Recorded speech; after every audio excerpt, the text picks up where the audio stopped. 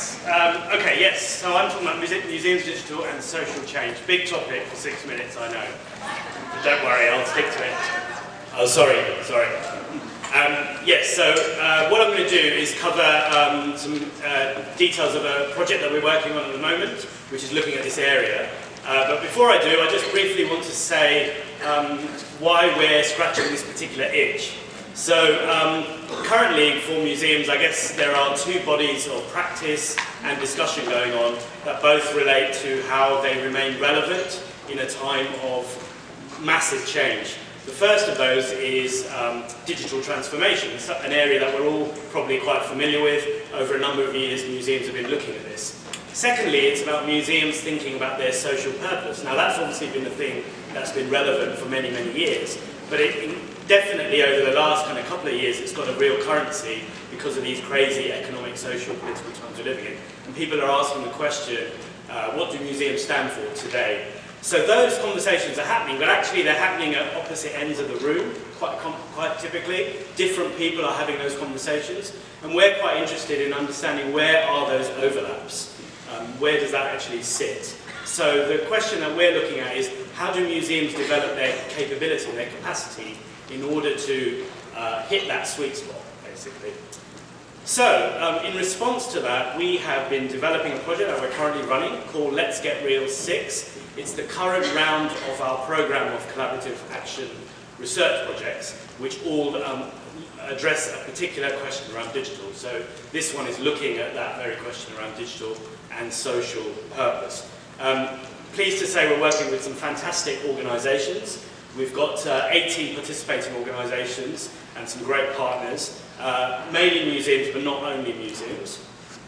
And it's important to say they're not just logos, they are people too, shiny, happy people.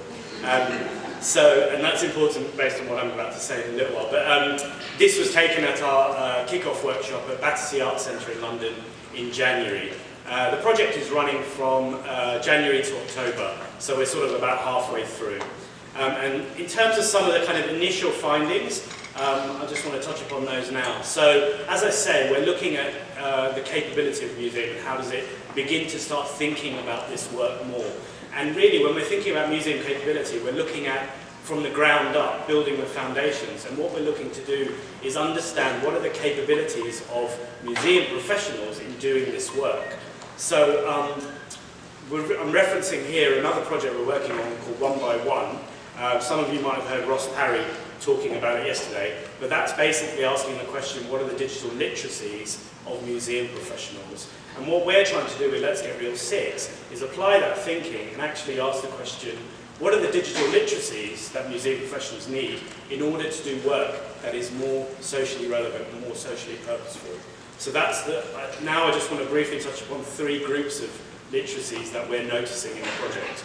The first of these is digital understanding. So commonly this might be thinking about how does digital exist outside of your organisation and outside of your sector. So quite often it's about how other organisations are using digital technology, other sectors. What we would look at from a social purpose perspective is actually not just digital technologies, but digital culture. How is that affecting society and social issues? And secondly, it's about developing systems thinking. So recognising that the work that you're doing as a museum professional has an impact on those said social issues. So to give you a quick example, at the very first Let's Get Real workshop, we had Louis Reynolds, who works for a think tank called ISD, who work in around anti-extremism, and his area of speciality is around online extremism. And he talked about the fact that online extremism largely relies on two key factors. They prey on people that are having a crisis of identity, and secondly, they rely on simplification of messaging. So actually, as a museum professional, getting people to reflect on their identity and enabling the narrative to be complicated and complicate the narrative is exactly the sort of thing that you can do. So that is a way of actually connecting to this bigger purpose that's influenced by digital culture.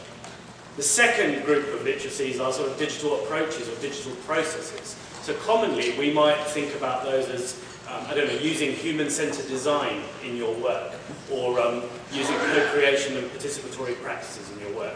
Now, when we think about that from a social purpose perspective, when we think about human-centered design, it's actually thinking about not just the human as a user, but actually the human as a citizen. What are their needs, and how do you respond to them, how do you design them?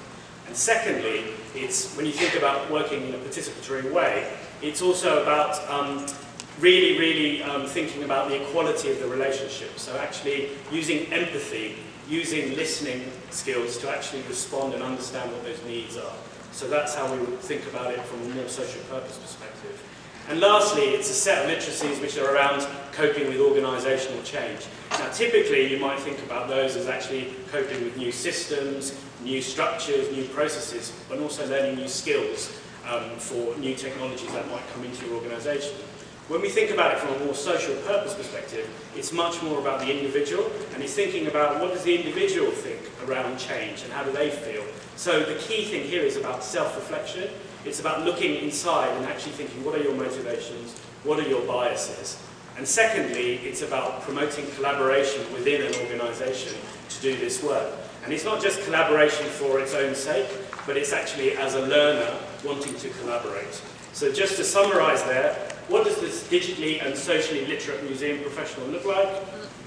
They're a systems thinker, they are activists, they care about social issues but within a digital culture, they're responsive to citizens' needs, they're an empathetic listener, they're self-reflective, and they're a collaborative learner. And that's just the starting point. Let's see where we go with the rest of the project. Thanks very much.